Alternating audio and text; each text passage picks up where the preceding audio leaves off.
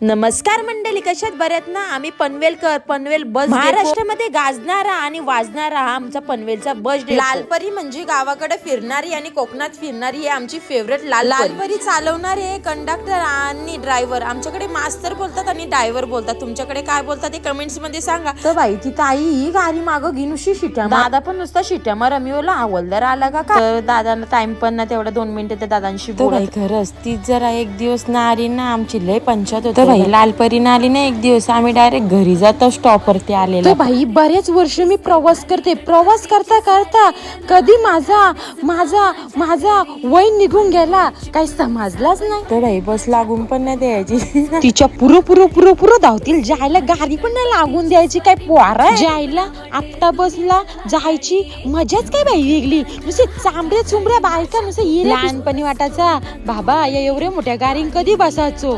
आणि खरंच पण बाई अख्ख्या तालुक्यामध्ये आमचा पनवेल तालुक्याचा बस डेपो सगळ्यात 1 नंबरवर आहे. आमचा टोपीवाला दादा याला तर पक्का बिचार काका कधी कधी गाडी चालवती, कधी कधी तिकिटा फाडती, कधी कधी गाडी चालवती, कधी कधी तिकिटा फाडते.